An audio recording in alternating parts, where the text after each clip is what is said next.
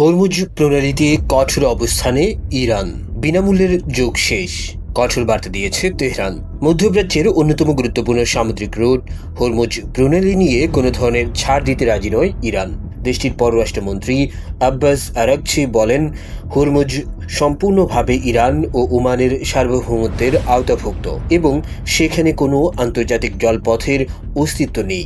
আরাকচির দাবি, বহু বছর ধরে এই পথ বিশ্বের সব দেশের জাহাজের জন্য উন্মুক্ত রাখা হয়েছে। ইরান ও ওমান যৌথভাবে এর নিরাপত্তা নিশ্চিত করেছে এবং নৌ চলাচল সহজ করতে বিভিন্ন ধরনের সেবা প্রদান করেছে। তবে এসব সেবা এতদিন সম্পূর্ণ বিনামূল্যে দেওয়া হলেও ভবিষ্যতে সেই ব্যবস্থা পরিবর্তন হতে যাচ্ছে। ইরানের পররাষ্ট্রমন্ত্রী জানান, হরমুজ প্রণালীতে জাহাজ চলাচল ও সংশ্লিষ্ট সেবার জন্য ভবিষ্যতে ফি আরোপ করা হবে। অর্থাৎ এতদিন যে সুবিধাগুলো বিনামূল্যে দেওয়া হতো সেগুলোর জন্য এখন থেকে অর্থ পরিশোধ করতে হবে। তার এই মন্তব্য এমন এক সময় এসেছে যখন হরমুজ প্রণালীকে ঘিরে আন্তর্জাতিক উত্তেজনা এবং বৈশ্বিক জ্বালানি সরবরাহ নিয়ে উদ্বেগ ক্রমেই বাড়ছে।